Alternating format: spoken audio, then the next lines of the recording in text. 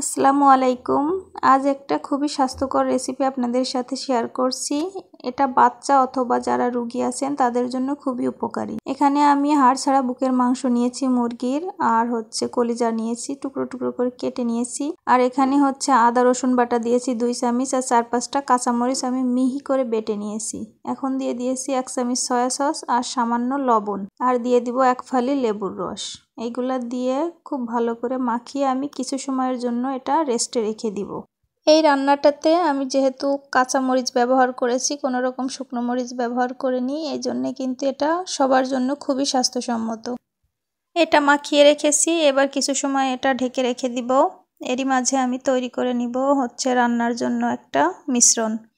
এর জন্য আমি ব্লেন্ডারের জার নিয়েছি। এখানে দিয়ে দিচ্ছি একটা টমেটো টুকরা করে কেটে নিয়েছি, আর দিয়ে দিচ্ছি 2 কোয়া রসুন।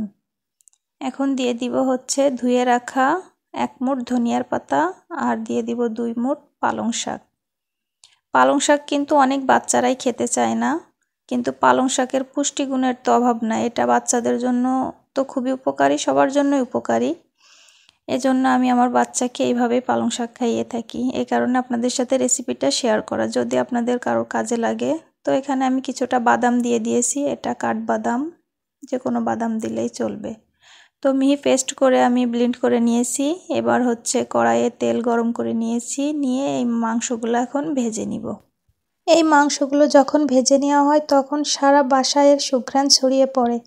এত সুন্দর একটা ফ্লেভার বের হয়, মানে ফ্লেভারে মনে হয় যেন অর্ধভোজন হয়ে গেছে। তো মাংসগুলো আমি ভেজে উঠিয়ে রাখছি। একই তেলের মধ্যে আমি দিয়ে দিয়েছি 2 টুকরা দারুচিনি, 2টা এলাচ, আর 2টা পেঁয়াজ কুচি দিয়ে আমি একটু হালকা বাদামি করে ভেজে নিয়েছি। তারপরে দিয়ে দিচ্ছি পালং শাকের এই পেস্ট। এবার খুব ভালোভাবে এটা কষিয়ে নিতে হবে। কষানো হয়ে গেলে এখানে আমি ভেজে রাখা মাংসগুলো দিয়ে দিয়েছি, দিয়ে ভেজে রাখা মাংসর সাথে খুব ভালো মতো একটু কষিয়ে নিব। এই কাজটা একটু সময় নিয়ে করতে হবে। তারপর কষানো হয়ে গেলে এখানে আমি অ্যাড করে দিচ্ছি 1.25 কাপ দুধ। দুধ দিয়ে একটু বলক চলে আসলে এখানে আমি দিয়ে দিয়েছি 5-6টা কাঁচামরিচ মাঝখান থেকে একটু চিড়ে দিয়েছি, আর দিয়ে দিচ্ছি পরিমাণ মতো লবণ। পরিমাণ মতো লবণ দিয়ে এটা আমি ঢেকে দিয়ে কিছু সময় রান্না করে নিব। দুধ দেওয়ার কারণে কালারটা একটু সাদা সাদা ছিল, পরবর্তীতে কিন্তু কালারটা সবুজ চলে এসেছে।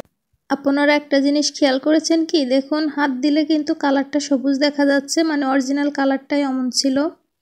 আর হাত সরালে ক্যামেরার কারণে কালারটা একটু হালকা লাগছে। তো রান্নাটা প্রায় কমপ্লিট হয়ে গিয়েছে। আমি এটা চুলার জাল এখন বন্ধ করে দিব। হাতের কাছে থাকা সামান্য কিছু উপকরণে রান্নাটা কিন্তু দারুণ মজা হয়। বাসায় ট্রাই করে দেখলে আপনারা বুঝবেন। তবে রেসিপিটি ভালো লাগলে অবশ্যই লাইক করবেন। আজকের মতো বিদায় নিচ্ছি, আল্লাহ হাফেজ।